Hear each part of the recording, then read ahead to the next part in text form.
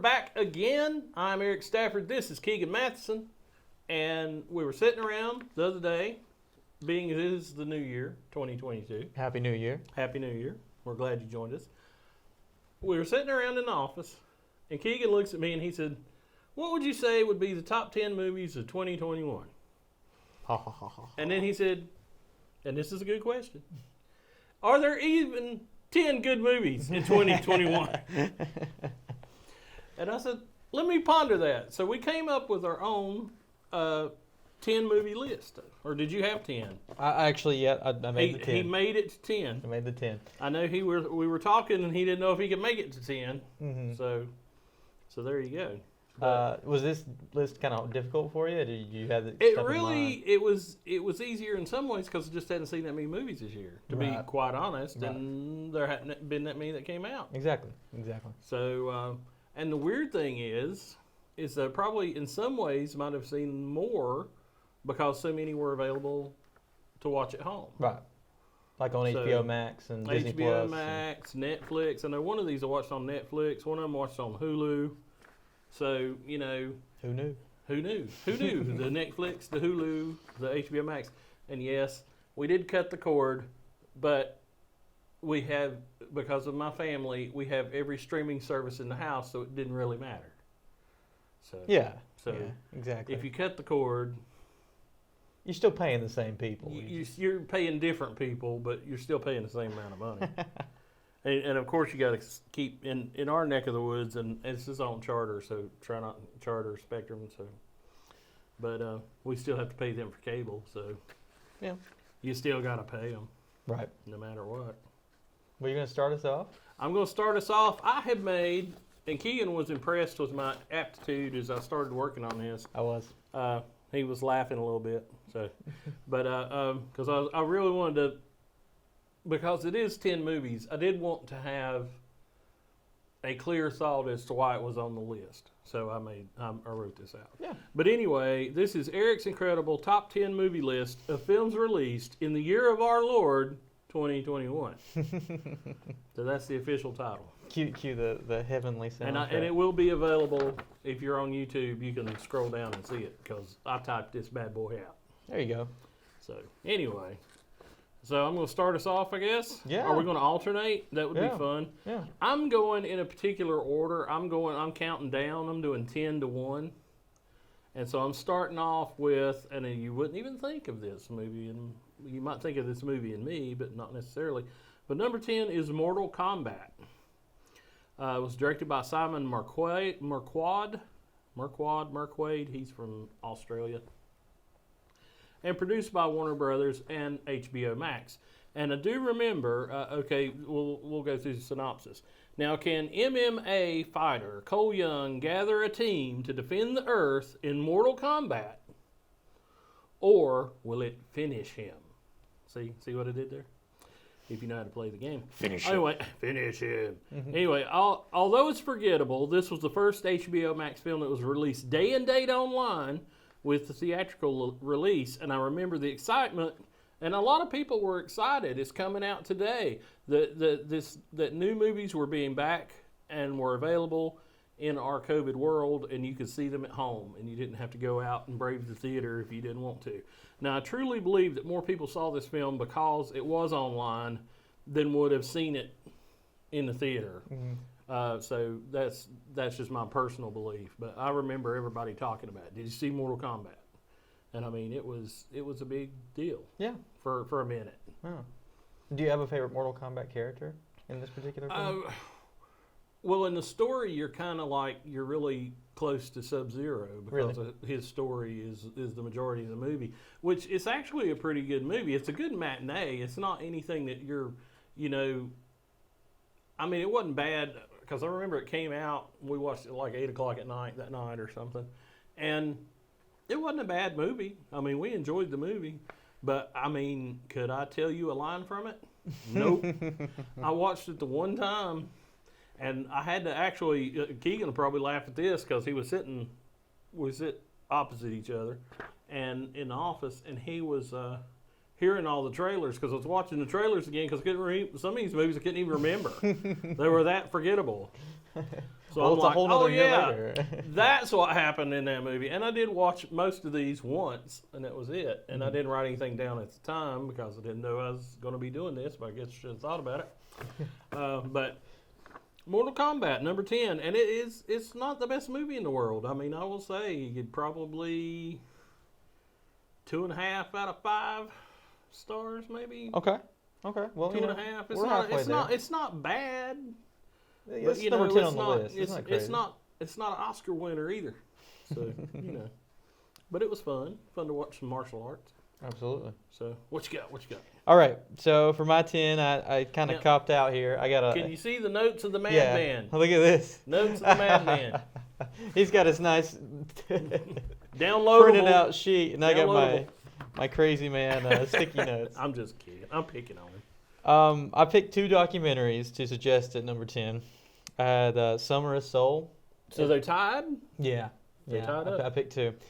Summer of Soul, which is basically they had filmed this concert same year as Woodstock in 1969, and it was the Harlem Cultural Fest. I actually watched part of it. You watched that? I watched part of it. That's one of those things you start watching music in my house and then the kids go, "What are you watching?" Yeah, exactly. So Because it's loud, It's loud and they're playing, but it looked cool. Yeah, it's really looked cool. real cool. A lot of the artists that I listened to, and it was just a big thing for the black community, and that you didn't really know it was happening at the time or now. You didn't know it happened, and that's why Questlove, who's the drummer for Jimmy Fallon's band, The Roots, Yeah. or house band, I guess. It wasn't his band to begin with; it was The Roots. But Questlove's kind of a little bit of a documentarian in that he's always kind of had a bunch of tapes, or if you needed something, he would carry it on him when before the internet and all that good stuff. Yeah. And this was some of the stuff that he was able to dig up, and this is footage from like artists like Nina Simone, B.B. King, a lot of Sly and the Family Stone, artists that you've heard of, and some of them actually did play Woodstock as well, but this was exclusively for basically the black community. Yeah. You didn't see a white face in the audience, and when it panned over. I saw some, and I did watch the beginning of it. I started watching it, but because it's beautiful film, footage, it's beautiful footage. Yeah. How much do you know how much they had to restore, or was it? They okay? absolutely restored it. Yeah. Yeah, because it looked great. Yeah. That's Not Get Back great, not No, the Beatles great. No. Get but Back was pretty, great. Yeah, but pretty good. Yeah. I didn't put Get Back on here because I didn't make it all the way through. Yeah, it's not really a movie. That's more of a TV show. I guess. Yeah, because you have to watch multiple episodes. Yeah, and then you got to start talking Squid Game. Yeah. Get into that. Squid Game. That was pretty great. For I didn't get time for 2021. That is what our year has been like. Is Squid Game. And I also put the All Madden doc on here just because I'm a big football fan. You know this. Yeah. And just the impression that he made on football was just a big deal, huge deal. And the way that the documentary kind of tells his story, it was very down home roots because he didn't fly. So he took a bus everywhere, Yeah. and they were able to get a lot of documentary footage of him in the bus and just small town America going into bars and honky tonks and him talking to people and hope the Packers do well this year kind of thing. And it's like that's kind of what made John Madden great was he was an everyman kind of dude. But the documentary does a pretty good job, and I'm glad he got to see it before he died. I think 3 days. Oh, did he get to see it? 3 days before he died, he got to see the Well, then he just gave up. yeah. He's like, it's a good life. Yeah, but it was really good, and it made me put a tear to my eye. So. I bet. Yeah. I bet. But those were my 10. So they tied for 10. Yeah. So do you still have 10 even after Yeah. that? Okay. Because just asking. I just wanted to know. My number 9, and a lot of these, like I said, I watched a lot of them at home. So there's a lot of stuff you probably heard of or probably you saw yourself. But number 9 is The Conjuring, The Devil Made Me Do It. Now, it's directed by Michael Chaves and produced, once again, by HBO Max and Warner Brothers. I will say that I've enjoyed all the Conjuring movies that I've seen. They've been at least, worth your time. So I've been watching these guys go through this stuff for a little bit.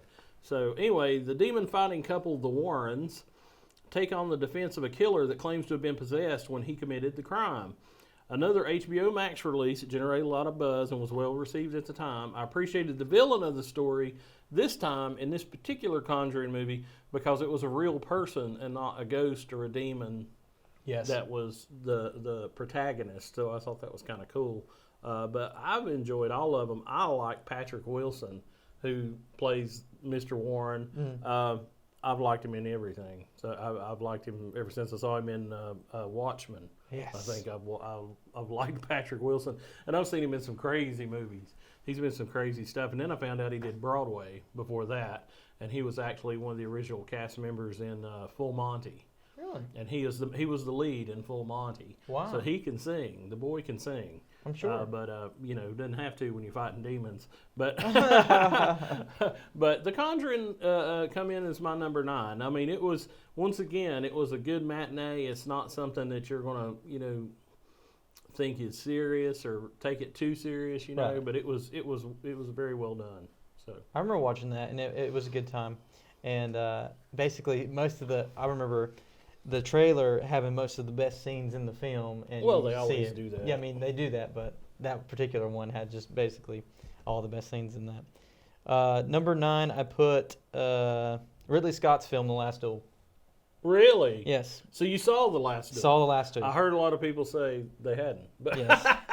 Okay, so The Last Duel was set in medieval France in 1547, so it's based upon a true story. Okay. And some of the worst hair you'll ever see with Matt Damon, Ben Affleck, and who's the other person that I'm trying to remember? Adam Driver. Why would I forget Kylo Ren? How can you forget Kylo Ren? But they're the big hitters in this. And Marguerite, which is the woman who's in question here, was played by Jodie Comer. Okay.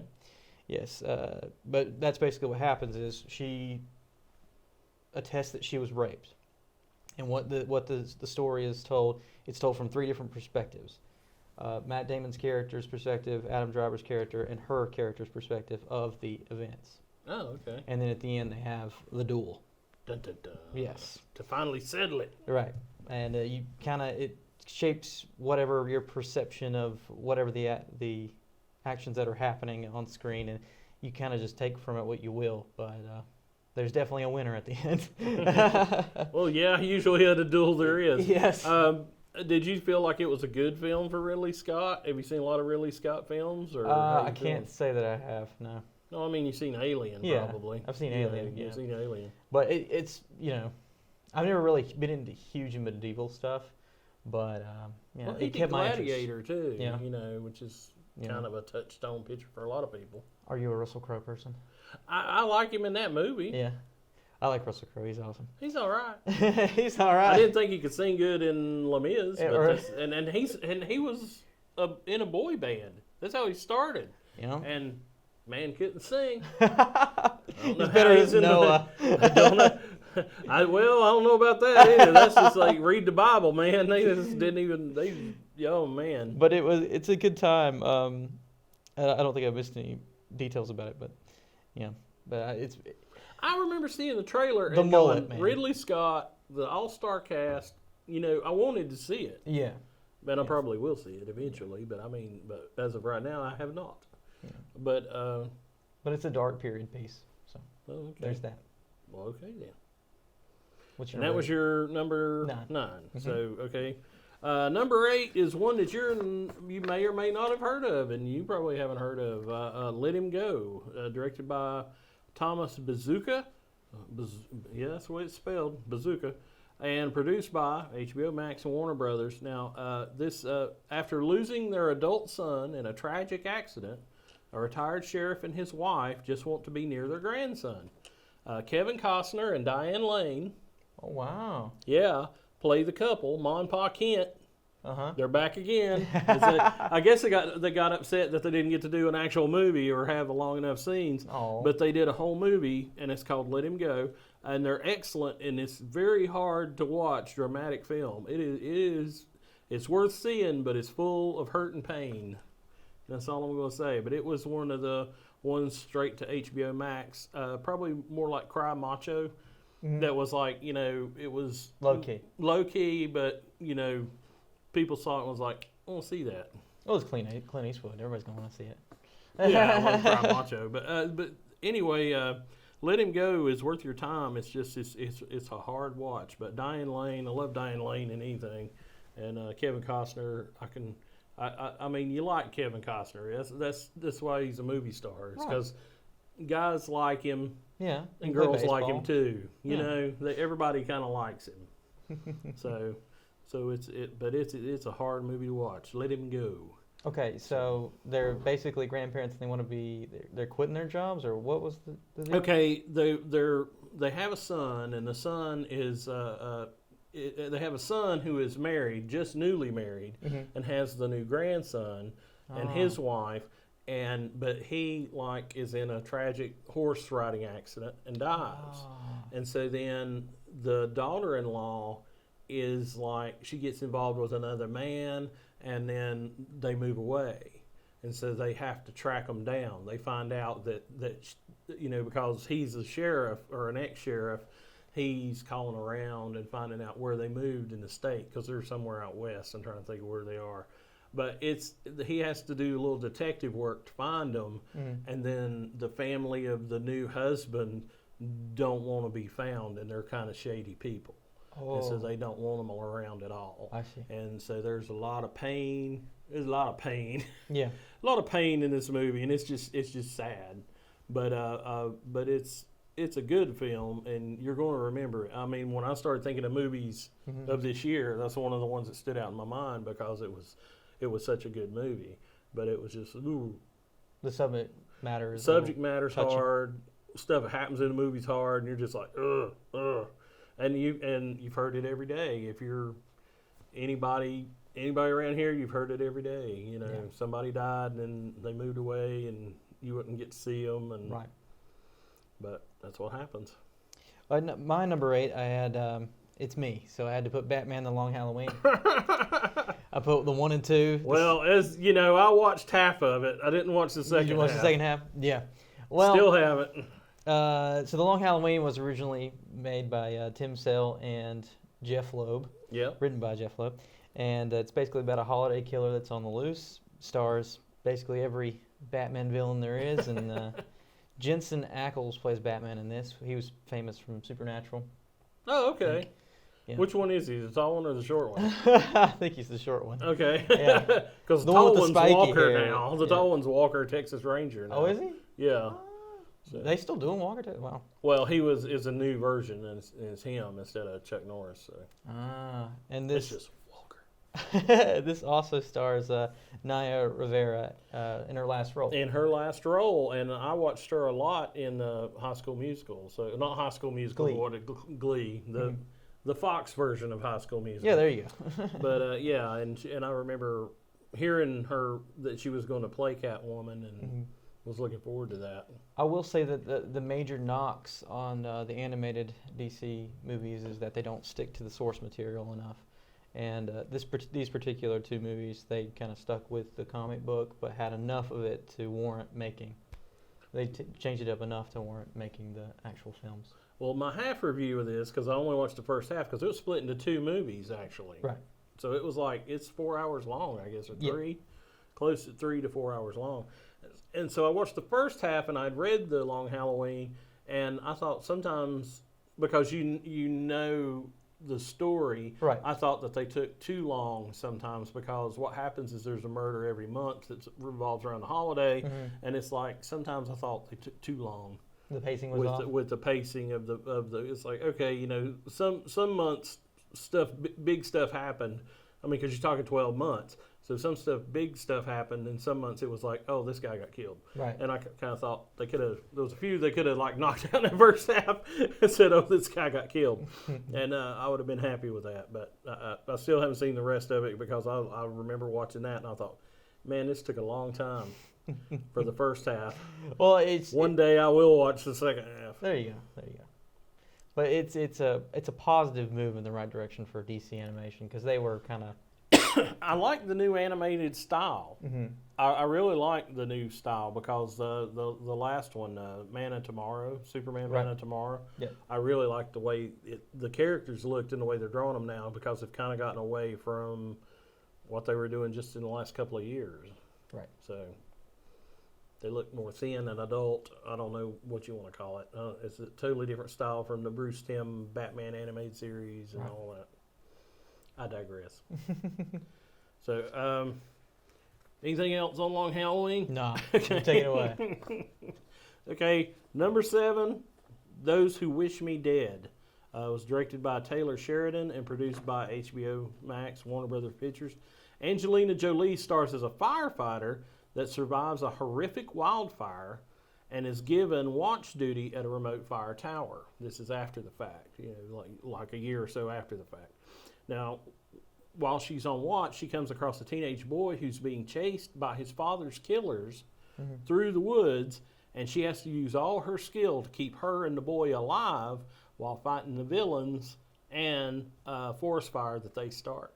So it's pretty good. It's Angelina Jolie, John Berthal, that's the Punisher. Yep. He's in it. But anyway, it's written and directed by the creator of Yellowstone, who is Taylor Sheridan. And I didn't know that he had done this until I went back and started looking at that stuff.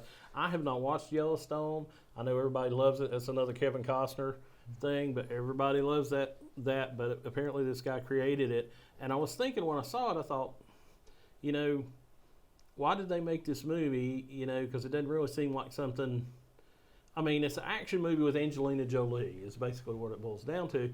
And she is very credible in it. I mean, she's very good in the film. But you're like, why did they make this movie? I mean, you kind of have to think about it when you're watching it. Why did they make this movie? They got a lot of great people in it. And the funny thing to me is the two villains are both British guys. One of them is Littlefinger from Game of Thrones, and the other one's the Beast from the early X-Men movies. Anyway, it's really well done, and I was surprised by the film, and I did enjoy it. But it's Those Who Wish Me Dead, and it's worth your time. I think it was. Once again, not going to win any Oscars, right? But it was a good movie. I mean, it definitely kept my attention, and it also came to mind when we started talking about the films I'd seen this year. So where'd you watch that again? That was on HBO Max. HBO Max, well. And that was one of those day and date releases, and it's like. I saw it on Blu-ray, like I guess Christmas shopping, and I was like, oh, they even put it out. They even put that out on Blu-ray. Wow. Because sometimes you're like, you just don't know. I think I saw the 4K of it, and I was like, didn't think about them putting that out on 4K, but there you go. I can't imagine Angelina Jolie in the firewoman outfit. She wasn't necessarily in it half the time. That was the problem. I mean, she was in jeans and a T-shirt and like a jacket, and running from the fire. That makes sense. But she has this big nightmare vision in the beginning of it. And the forest fires have been in California, well, even here with Linville Gorge, it's like, seeing her go through the horrific part of remembering being surrounded by the fire and she got out. Mm-hmm. And everybody else died, so it's like ugh. All right, my next one. Okay. You take it away because it's Dune. Oh, Dune, yeah. How would you say his name? Denis Villeneuve.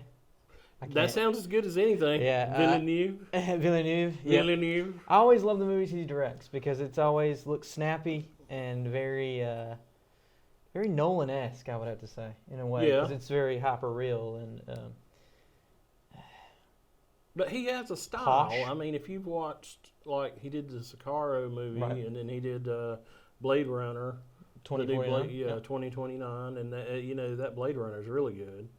And so I was excited to see Dune, and it was good. Timothée Chalamet and Jason Momoa and Josh Brolin. And Timothée Chalamet's young enough to look like he's 15, and when the book starts, he's 15. Yeah. And, by the end of the book, he's a man. But it's like, it starts out with him being 15. So it's like, I thought that was really smart. And to cast somebody that could kind of pull that off either way. Right. That's hard. That's hard to do. And this is based upon Frank Herbert's novel. Yeah. The same name. And Dune is kind of considered the Lord of the Rings of science fiction. You have Lord of the Rings is big in fantasy. Right. But Dune is kind of the version of that. A lot of books, a lot of thick books. Yeah. Big world building. And, honestly, me going into it, this being the first Dune media I had consumed, you can sense that there's a lot of lore they're not telling you, and that it's just there's a lot of world building that they can do and a lot of potential that they could have. It's just the tip of the iceberg. Yeah, it's just it. Yeah, definitely. I'll get to that. I'll get to that. Ding. That's a notification. Now I'll get to it. Oh snap! I know, right? My next up, this is, of all the movies that came out other than Dune, probably, my number 6 is Godzilla vs. Kong. I really wanted to see that, and I was not disappointed. I thought they did really good with it. I've been watching all the Godzilla movies and the Kong Skull Island until they got to this point. So Godzilla vs. Kong is directed by Adam Wingard and produced by, once again, HBO, Warner Brothers. When the radioactive lizard meets the giant gorilla, no holds are barred in this epic showdown for the ages. Now, why do they hate each other so much? Because they hate each other on sight in this movie. And you're like, okay, why do they hate each other so much? And have they battled before? So that's a tease. That was the second HBO Max day and date release, and it was a lot more well received than Mortal Kombat was, and it still has staying power because I know people like you couldn't get it in the steelbook. You could not get the 4K in the steelbook. It was gone, and if you didn't pre-order it with Best Buy, then you did not get it. I mean, you didn't get it that day, and a lot of people were complaining that Best Buy was shorting them, because there was tons and tons of Wonder Woman 1984. Yep. And there was no Godzilla versus Kong. But I just remember the film breaking box office records at the time for the pandemic because people actually went to the theater to see it. But it was nothing like what would come later in the year. So, but Godzilla versus Kong, it's a good Godzilla movie. You're not going to have any problems with that. I think it's pretty cool. Did you see it? Did you watch it at all? I haven't seen it yet. No. It's a lot better than the ones that build up to it. Oh, okay. I think. Millie Bobby Brown was in the Godzilla one. Mm-hmm. Is she in this one? The Stranger Things? Yeah, girl? she's in it. She's in it, but not so much. Okay. But she is in the it Friday a little Night bit. Lights Yeah. guy's in it. Okay. Yeah. And the main guy in this is Skarsgård, is one of the Skarsgård kids. Oh, okay. The guy that was Tarzan, and now he's going to be some Viking. He's got some Viking thing. Okay. But he was Tarzan. That Tarzan movie's not bad. If you ever go back and watch that, I don't know what year that come out. Maybe the year before or 2 years before.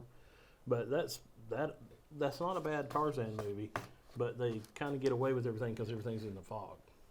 Don't have to show a big jungle if all you can see is fog. No, it's a good point. There you go. But it's worth seeing. So that was my number 6. All right, number 6 for me was Last Night in Soho. I watched this movie because Matt Smith was in it. Oh, there you go. That's what got me into it. That'd make me watch it. But this is a British 60s setting, directed by Edgar Wright, which is hilarious to me. I love Edgar Wright, and I've got an Edgar Wright movie on here. Really? You do? I do have an Edgar Wright movie on my list. Cool. That's fantastic. Not that one. I haven't seen it. I've got to see it. Yep, it's pretty far out. It's got some psychedelic scenes, I have to say, because it is set in the 60s setting, and we don't really see this often. I think it's because Austin Powers kind of took it away. Kind of ruined that. Yeah, kind of ruined that era. But it was cool to see sort of like swinging 50s in Britain, and this stars Thomasin McKenzie, which I love this actress. She's great. She was in Jojo Rabbit. She was in the movie I watched last night, The Power of the Dog. She was in that one, and then she's in this one, Last Night in Soho. And Anna Taylor-Joy, do you know who she is? I probably would if I saw her. Yeah. She's got a very recognizable face. But it's a tale of two lives, basically, and they are connected by a mirror in a bedroom and dreams. So, yeah. So, Intriguing. basically, this girl in modern era is obsessed with the 60s in this decade. And so she has flashbacks to another woman who was in this time. And Matt Smith was in this time in the 60s. And he's kind of the first person to be a little shady, in a way, to the main character. And they're connected in a way. So, by this room, because they had the same flat. I guess I don't know how many years ago that was. Yeah. But basically, that's the plot. Is there any wild animated sequences in it? Just N- because it's Edgar Wright? Yeah, exactly. There's one scene where she's dancing with Matt Smith, and since it is the story of two girls, you see him twirl Anna Taylor-Joy's character, and then it turns into Thomason. So like that's the only snappy editing I could see. Oh, okay. But Well, he did. cool. Yeah. Well, we'll talk about that later. We'll get But to that. that was my 6. So. That was your number 6. My number 5. We're gonna on down to 5 is Barb and Star go to Vista Del Mar. Oh yeah. And Bob and Star go to Vista Del Mar. And if you haven't seen this film, talking about Austin Powers, it's very much like an Austin Powers kind of movie, but it's directed by Josh Greenbaum and produced by Lionsgate Films. And this is one of the few that won an HBO Max film. I actually saw this because, well, I'll talk about that in a minute. I've got it written down here. But gal pals Bob and Star take the advice of a friend that they run into on the street and travel to Florida seeking life, love, and adventure in this crazy comedy. Now, the film truly was a bright spot in a dark year. I swear, this was like, I saw this movie, I wasn't expecting anything. I wasn't necessarily expecting it to be that funny, but it was pretty funny in places and got me laughing out loud. So Christian Wiig, who's the star of the film, and also one of the writers, is truly underappreciated as an SNL alum, and she goes full Mike Myers in this crazy movie doing the whole Austin Powers thing. Now, when I heard it was available at home on Hulu for free, I had to see it, and I went to watch it from glowing reviews I'd read, and I spent the next month telling people to watch it. It's a load of fun. If you haven't seen Barb and Star, go to Vista Del Mar. Just check your brain at the door and enjoy the film. It's going to be a lot of fun and kind of expect some SNL kind of craziness, but a lot of guest appearances by people. There's a big musical number that's like, they start singing and you're like, what are they singing for? You're trying to figure that out. And but it was just crazy. But they're just super best friends, and what they go through, as any girlfriends would go through on a beach trip. Like they find a guy they're both attracted to, and what they have to go through with that, and so who's going to win that, but at the same time then it's like totally crazy. But the thing that got me was the opening. There's this kid riding a bicycle, and he's listening to a song, and I immediately recognized the song and turned to my wife, and I'm like, it's a Barbra Streisand song. Mm-hmm. And I'm like, what's a kid today listening to some 70s Barbra Streisand song? Exactly. And then it was her and Barry Gibb singing, because it was a very catchy tune, so I knew it was something. And I was like, man, that's like, her and the Bee Gees. So yeah, it was very 70s, but it was, and that kid that's the paper boy is hilarious in the whole thing, and he is just so cute. But he's just a little chubby kid riding his bicycle, and you just like, you immediately identify with him and just think, he's just like the cutest thing ever. But it's a lot of fun. So Barb and Star go to Vista Del Mar, available for free on Hulu. So go check it out. Pretty cool. I remember I saw the Mondo was putting out their record for that. And it's got the craziest cover. It's like the two of them riding a shrimp, I think. On the cover.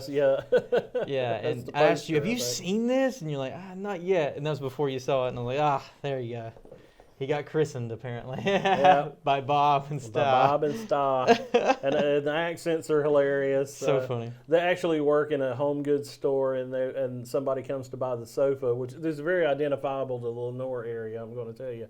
Because they go into the store to buy the sofa, this couple does, and they're like, no, you can't have our sofa because this is where we have breakfast every morning. And they won't sell them the sofa. Right. So I thought that was hilarious. I was like, that's very Furniture Town stuff right there. We're not going to sell you this sofa because we like it so much. It's staying right here. Kimbrel's. So it's staying here in Kimbrel's. It's not going anywhere. I just thought that was hilarious. My number 5 is No Time to Die. No Time to Die. Daniel Craig's swan song to his 007 career. I think everybody knows that by now, that this is his last film. and just kind of wrapped it up in a bow. I'll just say that. I mean, Yeah, if you haven't seen it, yeah, it's done. it's done. And I will say that Excuse me. the one movies that all four of us, because all four of us ended up going to this, all four of my family, my mom, my dad, and my sister. I was wondering who he's talking about. Yeah, the whole crew. The whole crew. The whole Matheson crew went to go see this movie, and I think that just shows like how important Daniel Craig's run was. Bond too. Well, yeah, that too, but like we've only seen the Daniel Craig ones together, and we watched it all. I had my wisdom teeth taken out this year. That was one of the 2021 things, and we watched all the Daniel Craig, all the Daniel Craig movies, and that one was it's pretty decent ending. I mean, I would have done some things differently, like what? Maybe spoilers, but it's all good. And I will say that the one scene you need to watch out for, even though it looks like a gigantic ad for the SUV they're driving. But the one scene is out in the forest area, the fog. That's a pretty great scene, I gotta say. Yeah. Very cinematic. Very cinematic. The whole thing was very cinematic. So, yeah, definitely. We'll get to that. My number 4 is the Sparks Brothers. We were talking about Edgar Wright. This is an Edgar Wright documentary about the Sparks Brothers. Is directed by Edgar Wright and is produced by Focus Features and is available on Netflix. So if you had Netflix, you can see the Sparks Brothers. Now this is a documentary of a famous band that you've never heard of called Sparks. It's two brothers, Ron and Russell Mael, and it charts their long-standing career from the 70s till today that is still going on today. Now I became aware of Sparks in the 80s when they did a song called Cool Places with Jane Wiedlin of the Go-Go's, and I was like, oh my God, it's because I was in love with Jane Wiedlin when I was in high school. Jane Wiedlin was the stuff. So when I saw this video, I was, immediately had to have the album and had my cassette, had my Walkman. I was doing good. Anyway, I lost touch with the band after that. I do remember liking the album, but, it's just another album in your collection. You don't think much about it, or I like that one song. But I'd lost touch with the band, but I'm happy to be reacquainted with them and knowing that they kept doing albums after all this time. Even if you were thinking from me in 1983 or 82 to now, it's crazy. Now, the Beatles got all the press with their documentary of Get Back that was released in 2021, but the Sparks Brothers movie is just as relevant, and it's also, I think, more enjoyable if you sit and watch the film. But it's got a lot of great animated sequences about Edgar Wright because when you have two brothers talking about something they did in the 70s, you're not going to have footage of everything. So they would animate some of it. Oh, and it's really cool because they use different animation styles. Sometimes it's like stop motion, sometimes it's cell animation, and they've really animated some of the stuff in that. But then they also talk to famous people like Weird Al Yankovic and Flea from Red Hot Chili Peppers, and then you've got like Jane Wiedlin in there as well from the Go-Go's. But you have all these people talk about the band, and then they start covering what they actually did, and it's really strange because they were really at the forefront of stuff and did stuff ahead of time for trends that became disco, became like Pet Shop Boys and stuff like that. And some people even talk in the film about they actually going up to the Pet Shop Boys and you guys are just ripping off Sparks, and they're like, shh, don't tell nobody, But any people that are in regular bands know this band, and they were very popular in England, a lot more popular in England than they were here. And then they came back to America. And it's just a really great story, and they're still kicking today and still doing stuff. And it's the near misses they've had in their career. Because at one point they talk about they were doing a movie with Tim Burton. Oh, wow. And then Tim Burton backed out of the movie after they'd been working on the music for it for 2 years. Oh, no. And the property was Maya the Psychic Girl, which was one of the first manga to come to America. And so they were writing this music for 2 years, and then he backed out on it. Right. And they talked to their drummer, and who was a lady, and she starts crying, because they worked so hard. They worked like 8 hours a day for 2 years on this music, and it's never seen the light of day. They've never done anything with it. Really? But at the very end of the film, I will, because it's a documentary and they talk about today, but they have 26 albums total. And at the end of the film, they actually they rented a stage in England, and each night they played a different album in its entirety. And it wasn't they played the album, they did it live in concert. So they had to go back and study their own songs. And they played over 300 and some songs. Back to back to back. Back to back to back. They rented this hall for a whole month. That's the feat in itself. That's insane. Well, nobody had ever done it before, and they decided to do it. You know why they've not done it before? That's ridiculous. Well, a lot of people say, there's three. I know 3 songs, and I just wrote the 4th or something. A lot of people say that about some bands, but anyway, they go through all of this, and then at the end of the film, they have that triumph of being able to play that concert hall and play all those albums. And I know for me, I would be like, I want to go when they're doing this album. I want to go when they're doing this album. But they said that there were people in England that went every night to see each different album and see them do it. That's so cool. But it's 2 brothers, and and you know them if you saw them. I probably showed a little bit of a trailer or something. But anyway, the Sparks brothers, and it's which they always hated. That's why they named it that. They were like they just called themselves Sparks. It didn't have, because it had different band members. So and that's not their name. So the band was Sparks, but people called them the Sparks brothers and used to make them mad. Yeah, I don't know what it is with our obsession with putting brothers in every band name that has brothers in it. And it's really strange because there's one song that they did called, and I've been listening to it, and he's had to listen to it. But they did one song called "This Town Ain't Big Enough for the Both of Us," which I had never heard. I honest to God, I'd never heard it, I don't think. And I went back, it sounded so much like Bohemian Rhapsody that I went back to check the dates, and it come out 2 years before Bohemian Rhapsody. Old Freddie Mercury. But see, that's what they did, though. They did this stuff ahead of time from what other people did, and it's crazy. It's crazy. But you should watch it. It's a lot of fun. It sounds like it. It's a lot of fun. Good time. We're at number 5, aren't we? We're at number 3. Or number 4. Number 4. Sorry. Okie dokie. Sorry. Talk too long. Inside is my number 4. That is a... I got Inside. Okay, I didn't know whether this would count, but it absolutely counts because it was on the music documentary kind of thing. It's a comedy, crazy hour of your life. Anyway, so this is comedian Bo Burnham's pet project over the pandemic. He locked himself in the room, and he came up with all these songs and all these sort of like talks in between songs. And this album is so catchy, and it's all about stupid stuff. And it was trying to get through the pandemic, and if there's anything that can sum up like staying inside and not getting a lot of socialization, this is the album for you. Gets slightly political on some songs, so it might not be for you, but it was... Well, you got to agree to disagree. Right, it's comedy. They're always going to get political and make fun of everybody. Oh, yeah. But, pretty catchy songs, and if I had to look back on this past year, that was the one I probably listened to and watched more than any of the other ones. Really? The access to it, it's on Netflix, so if you have Netflix, you can enjoy Bo Burnham's face plastered on your screen in 4K, because he shot this in 4K, and you see the pores and everything.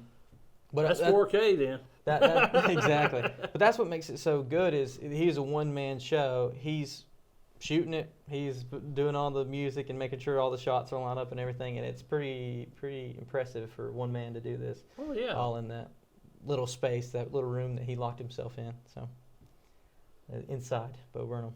Oh, Inside with Bo Burnham. Now, didn't you see him live this last year? I did not see him live. I need to see him. Or was you going to? Probably at some point. It seemed like I recognized the name, and that's why I thought he was going to go see him. Who was the comedian that you did go see? I went to see Tom Segura this past year. That was who pretty I'm cool. Confusing with him. But yeah. It sounded like the same guy. And I am a comedy man, so I had to put some comedy on here. Well, got to have some comedy. My number 3 is Dune, which Keegan's already talked about, directed by Denis Villeneuve. There you go.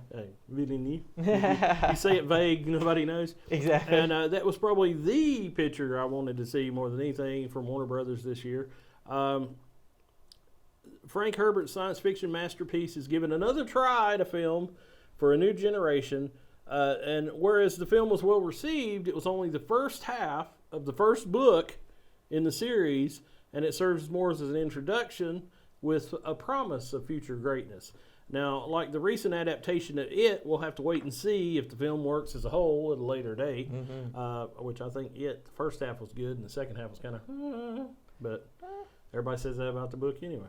At times, the film felt like a Shakespeare revival, and I mentioned this to Keegan, in the fact that the lines from the book, which you've read, if you've read the book, and then seen in previous adaptations, are used almost verbatim from the book. And when they're spoken by the actors, it seems like you've seen this before. You know, so you get that kind of Shakespearean kind of thing. I did enjoy the film. I thought it was visually stunning. They do mix some stuff up, different from the book, different from the other movies. And I say movies because there was the TV series movies that Sci-Fi did, which people thought was a closer adaptation. And the David Lynch one? There was David Lynch, and then there was a Sci-Fi miniseries. Oh, okay. And then they did a sequel to that, which was Children of Dune, had James McAvoy in it. No way. Yeah. I have not seen that. and if you catch them on Blu-ray, they're like very expensive. Really? Yeah. So if you can catch them, good. But Jonathan Hurt, not Jonathan Hurt, John Hurt, the General Thunderbolt Ross from the Marvel movies, played the dad in the Sci-Fi series. He played Duke Leto. So, but it's a great film. I enjoyed Dune. I was questioning some. They took out certain words. Yeah, to make it more audience friendly. To make it, well, maybe more Western friendly. Right. Because a lot of this is based on what Frank Herbert had spent time in the Middle East. And so he based a lot of this on that because it was foreign to him when he learned it in the 50s and 60s. Right. And so a lot of time they talk about a jihad, that there's jihads. Well, now we know what a jihad is. You know, we know what, it's a holy war. Exactly. And we know what a jihad is. They don't say jihad in this whole movie. Nah. And that's, and at the very beginning, you see Zendaya, and Zendaya does the voiceover, and she's talking about there's jihad against the Harkonnens. Right. But anyway, you got two houses. You got the Atreides and the Harkonnens, and both of them are taking over this planet called Dune. And Dune is where all the spice in the world or in the universe is made. And spice is what changes everything. It extends people's lives. It gives you the ability to warp space and go to other planets. So it's everything. But it's only on this one planet called Dune. And that's it. And so these two families and the Emperor are kind of fighting over this planet. So political intrigue. But it's a good time. I enjoyed it. But you actually get to see more of Caladan, where the Atreides are from originally before they go to Dune. And I thought that was kind of cool and gives you a little more insight and lets you know a little bit more about them than they did in the David Lynch version in 1984. So. And just great words. Arrakis, Kwisatz Haderach, all the good stuff. But they all sound real, don't they? Yeah. So, that was one thing I mentioned to Keegan before it came out was when David Lynch's Dune came out, they gave you a definition sheet at the door. I went and saw it at the Avon up here in 1984, and they handed you a definition sheet as you walked in. And I do remember being the only person in the theater and sitting there with a lighter trying to read the definitions in the dark. But there's about 3 words for everything. Right. Like there's the giant sandworms. There's sandworms, Shah-Halud, and I'm trying to think of the Maker. So there's like 3 words for everything. So, that's why it's big world building stuff. So what is it they say? The bless the Maker? What do they say? They'll say I know there's a prayer that's because a lot of it's based on Catholicism too, and so there's blessed be the Maker as he passes and stuff like that. When it goes, but they'll do the cross and pray and stuff as the giant worms go by. Exactly. So the Shah-Halud. Shah-Halud. I do remember watching that 84 movie and the guy that played Stilgar that's the way he said it. Shahalud. He drug it out. All right, so my top 3, you're gonna be like, oh, Top 3. dude, this guy's such a nerd. But Are you here kidding? they are. Have you seen my list? But okay, so the thing that got me back to the theater was not a live-action movie. It was an anime movie. Really? Yes, and it was Demon Slayer's Mugen Train. Oh, okay. And that was a big movie this year. It Yep. did really good at the theater. Huge box office. I'm sure they are very happy over there at the animation studio in Japan with how that movie did. But it really is a amalgam of what you saw in season 1. So basically, you got a whole season of Demon Slayer, and it follows a Demon Slayer named Tanjiro and his little sister, who's turned into a demon, Nezuko. As most little sisters do. Yeah, as they usually turn into demons. And you kind of, demons are pretty bad news, and, he's, traveling with a demon. So everybody's a little wary to be around him because he's got a demon in his back pocket, literally. And you kind of just fall in love with the characters. And then in this movie, you meet the Hashiras, which are like the masters of their elements. Like there's a flame Hashira, it's like the earth, wind, and fire kind of thing. Do you remember? Anyway, but yeah, and then one of the Hashiras, the main focus is Rengoku. He's the flame Hashira in this one. And it's a pretty good movie, and it focuses on those characters, and you kind of fall in love with everybody. But if you have kids, dude, this will keep them distracted and you distracted because it's pretty entertaining. Well, good. But it's good enough for the family? It's absolutely. Not too rough? Not too rough. Not too rough. Okay, well, that's good to know. My number 2 is No Time to Die, starring Daniel Craig as James Bond in his final outing, as we talked about earlier. Mm-hmm. Directed by Kari Joji Fukunaga. Hey. He don't look Asian, You're doing but great. his name's Fukunaga. Produced by MGM, Sony, and Amazon, because Amazon owns all that now. Mm-hmm. Anyway, James Bond returns as Daniel Craig has his final outing in the title role. Bond is retired and is lured back into the spy game as his nemesis Blofeld is pulling the strings of Spectre from behind the bars. Or is he? The quintet of Craig Bond films has been different from all other Bonds in the fact that each film has built upon the last to form a continuous narrative that is not always perfect, but in most cases, at least believable. So, and that's totally different. In the 5 films, Bond he grows each time. And, when you saw, now he did 5, Roger Moore did 7. Oh, wow. And Roger Moore, they didn't have nothing to do with nothing. It's like they totally forgot the last movie. I see. Because one of them was Moonraker. Yeah. And they went to outer space. And the very next movie was For Your Eyes Only. And it was back on Earth Bond, no space, no gadgets, no craziness. It was straight up spy thriller Bond. Is that because Moonraker didn't do great? Or? No, Moonraker did really good. Because Star Wars had come out before Moonraker. Then Moonraker come out, and it's Bond and Beyond. And as they called it. Yeah. And so it did really good. And so it was one of the biggest movies, but they were like, what do we do now? And, Eon Productions had to stop and think, which is the same people that are producing it today. You have Michael Wilson and Barbara Broccoli.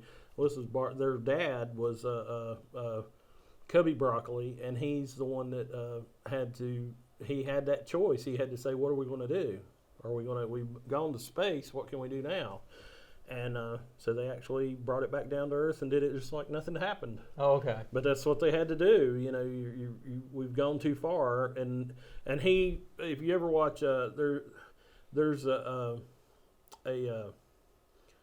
All or Nothing is a documentary about the Bond films, and they talk about Eon Productions and how it's everything or nothing. That's it. Is the name of it. That's what Eon stands for. Everything or nothing.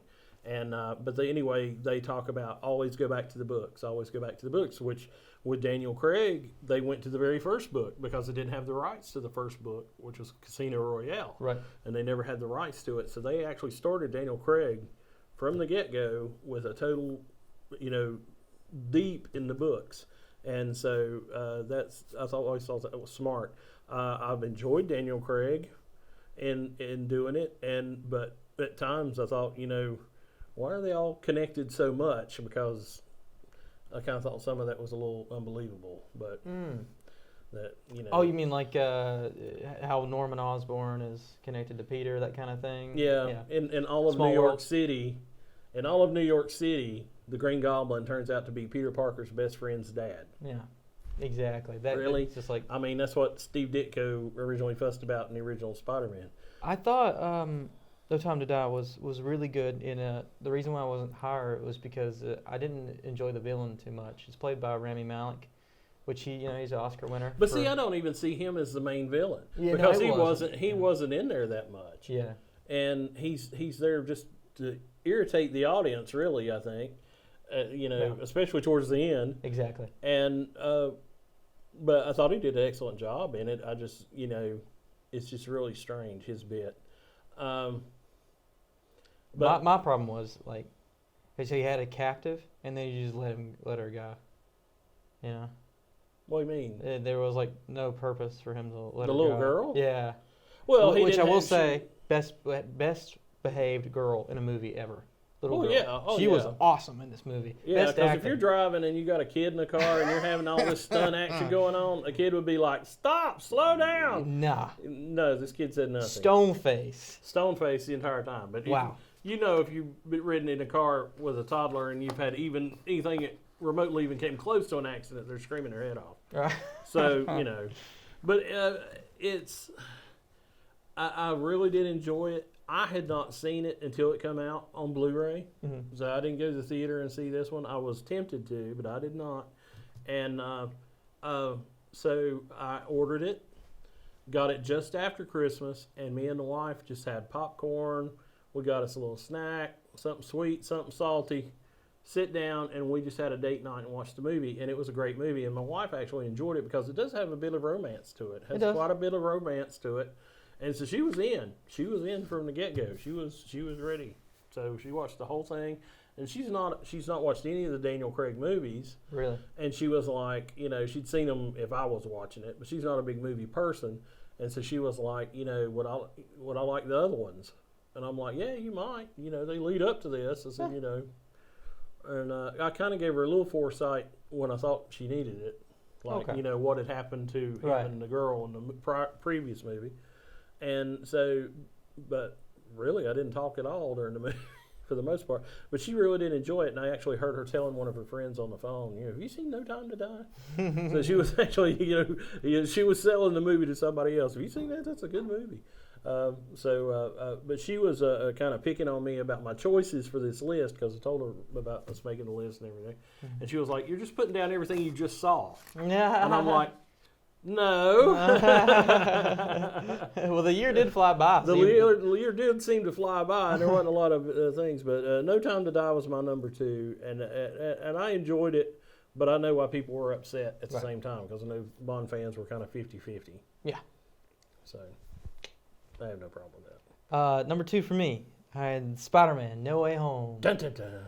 Right there at the tail end of the year, probably the best cinematic experience of the year, I will have to say.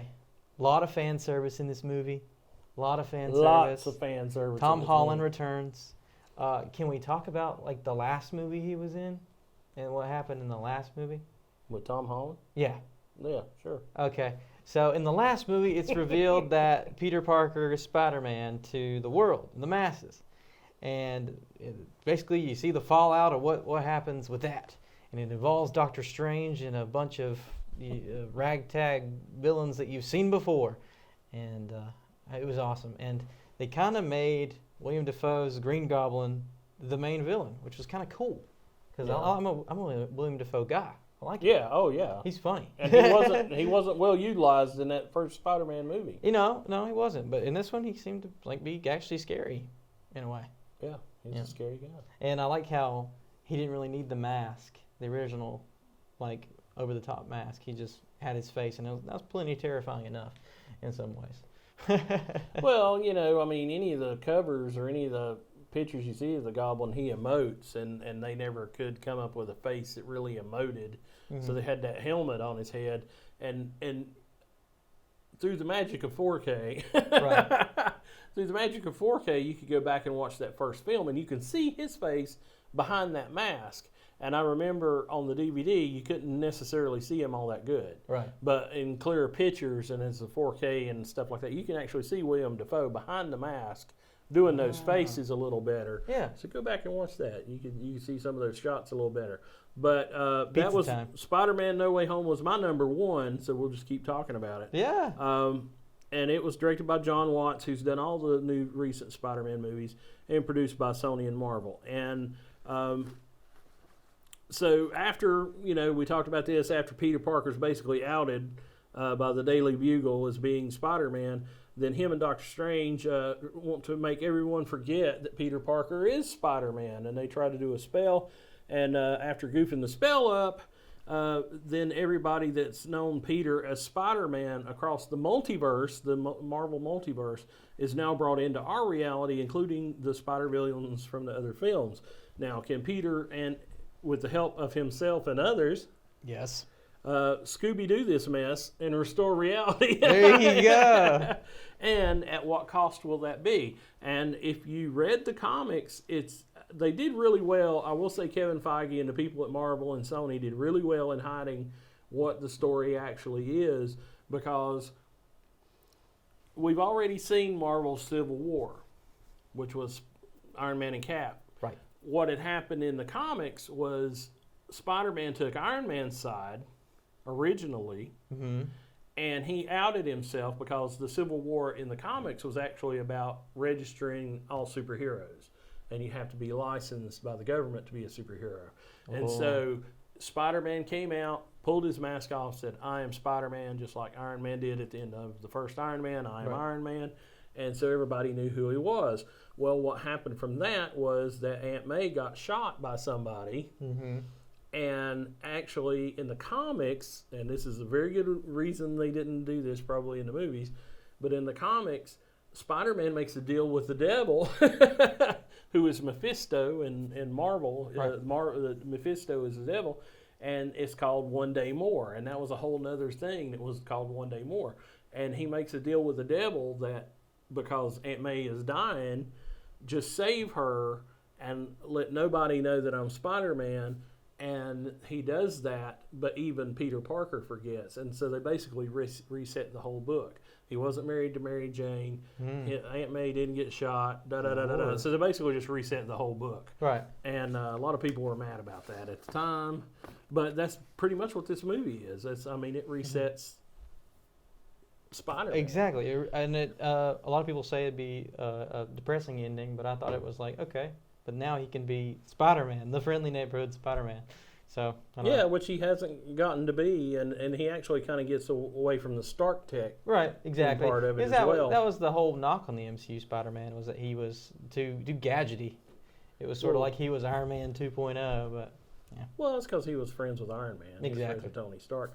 But one thing is, my daughter is looking at colleges and stuff, and they spend a lot of time trying to get into MIT, and so they're really trying to get to that. And when she saw it, she went with her friends to see it. But this is the first film I went and saw in a theater, and I don't know how long. And but anyway, me and my son went and saw it. But I asked her after she had seen it. I said, did that seem vaguely familiar? And she was like, yeah, because they're all trying to get into the same school, to all the schools in the area. Right. Carolina, Duke, all of that. I did think that was a little bit of an indictment on New York's universities, that they were New York kids, but they were trying to go to Boston for school. Wow. That just made every New Yorker's heart bleed. MIT? Don't you know that New York University? It's still, MIT, Yeah, that's true. So, if you're supposed to be such a genius, you want to go to MIT. Right. But, but I really enjoyed the film, and by far that was my number one. It was the best film I saw this year.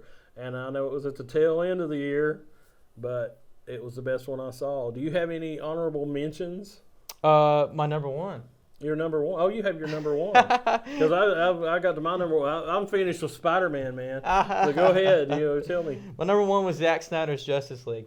Really? Yes. Really? 4 hours and 2 minutes long.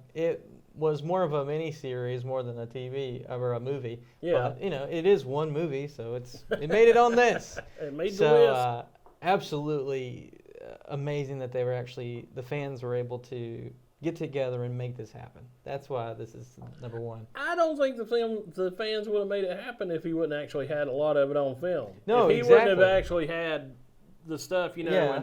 and, at one point he tweeted the cans Yeah. of the film. Right. Here it is. Right. And supposedly some of the Justice League members got to see it because, Jason Momoa was tweeting. It was like, Release the see cut. the real movie. Let's release the cut. I just thought that was super cool that they were able to get it all together. And they had to do some reshoots of some stuff. But it all works together and flows really well. And it's a lot better than the Justice League. So Justice League. Joss Whedon's Joss versions. Whedon's.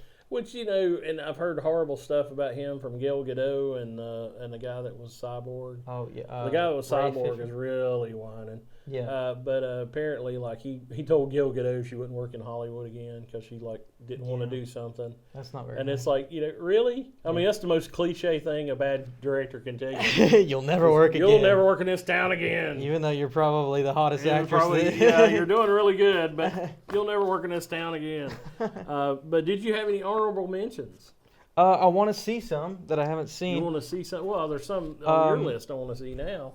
Nightmare Alley, I want to see with Bradley Cooper. Mm-hmm. I want to see, that's the Guillermo del Toro Guillermo movie. del Toro, yeah. The Pig movie with, that's bad to say, but it's called Pig, Nicolas Cage. With Nicolas Cage, yeah. And I watched a little bit of The Green Knight last night, and that was also on my list. And I don't think it's for me. I'm sorry.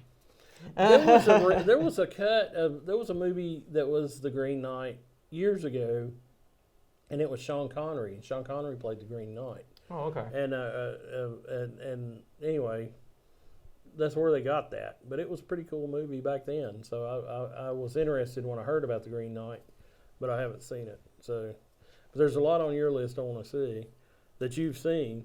3 that I put down that didn't make the cut was they're kind of obvious in a way for me, but they're the comic book movies. You got Black Widow, Suicide Squad, and Shang-Chi, The Legend of the Ten Rings. And all 3 films make great matinees, but at the end of the day, you kind of forget them. They're very forgettable. Yeah. Mortal Kombat beat them out just by being relevant to 2021 in my list. So, Okay. I mean, I guess Black Widow would come in second with that because, she had the whole thing where she sued Disney for putting it out day and date. Exactly. And she apparently won. She got the money. She got the money that they had promised her. Really? So, God bless her for that, But the movie was still, it was there. It was there. It was there. It It wasn't had bad. Florence Pugh in it. It had what? It had Florence Pugh in it, so It it had that going and for it had it. the guy from Stranger Things. Yep, David Hopper. What's his name in the I'm trying to find it. I don't know. And Mrs. James Bond, Rachel Weisz. David Arborough. That's his name. Yeah. Yeah. I've always loved Rachel Weisz and everything ever since The Mummy. So Oh yeah. I love Rachel Weisz. So. Cool. And she was in Constantine with Keanu. Keanu. Wow. She's the main lead with him. Actually, she plays twins, so she's the second lead twice. I'm thinking I'm back. Yeah. And there was actually, they did a multiverse thing. I'm trying to think of what it was. There was some kind of thing they did in one of the recent DC comics, and they had like a little multiverse moment, and they had drawn Keanu as Constantine in the book. So he was seeing himself over multiple realities, and he's talked about coming back and doing one. If they wanted him to do it, he wanted to keep going with it. What's your anticipated movies for this year? Do you have any? Not really. Did you see the Doctor Strange? I want to see Doctor Strange. I'm hoping it's better than the last one. I didn't think the first one was all that great. It was all right. It's fun. It's all right. I mean, I'll come to bargain. I'll always be a Marvel guy. So Right. So I'm always happy to see them. What do you think of her Scarlet Witch, Elizabeth? What's her last name? The new one. Yes, Oh, Elizabeth Olsen. that's her name. Yeah, she did. I thought she did great, and I think she'll help the movie because it's supposed to be him seeking her help, which they kind of showed at the end of Spider-Man Far From No Way Home. But with the Disney Plus series, did that overshadow the movies for this year for you? Not really. No. Because they're good, but they're not. They're TV shows. I mean, they're definitely not. I mean, they look good. Right. They look like really good TV shows, but no, they're drug out and they're TV shows. I see. So they're not really. I don't think they match with the I mean, they match with the movies and they match that universe, and they don't look cheap by any means. But they, the stories are lesser stories. I mean, when you have, and have you seen any of them? Have you watched any of them? Like Falcon and the Winter Soldier. Mm. So they kind of cover that, and it's like everybody disappeared with the blip, and then they're like talking about, like he can't get a boat loan. Okay. Because he's been disappeared, and I was like, this kind of. First of all, I think, in the comics, Tony Stark paid the Avengers. So it's like, he ought to have enough money to do whatever he wants to do. Right. So. And who owns a boat? You want to be the guy that, like, is friends with the guy with the boat. You want to own the boat. Well, he owns the boat because his sister and his family on the shrimp boat. You want to keep the shrimp boat going. Yeah. So, but, at the same time, I think he would be able to afford to fix the shrimp boat. Right. So. Little stuff like that made you go, But WandaVision was by far, I think, the best of the shows. Really? Of the Marvel shows. And it at least had the kookiness of being, like each different sitcom they tried to portray. Mm-hmm. And I thought that was cool. But, 2021 was a bad year. No. It was a bad year for films, but it was a bright spot at the end, because you finally got to see No Time to Die, mm-hmm. which we've been touting forever. Yeah. Did get to see Dune, which, I was happy to see that, and Spider-Man. So those were the big three I was waiting for. Sweet. I like my Godzilla and all, but it wasn't as big on the list as those three. Right. Exactly. So. Yeah. All right. Fun times. Thank y'all for joining us. Yeah, and we're looking forward to the movies of 2022. Yep. Let's hope they're amazing. Yep. I know the Batman's coming out in March. Yeah, that looks good. That looks good. I will say. I kind of forgot that was coming out. But I don't really think ahead that far, especially with COVID. I'm like, okay, let's see what's going on like right now. Right. So. But thank you guys for watching, and hopefully we'll have another one of these next year. You betcha. There you go. See you next time. See you next time.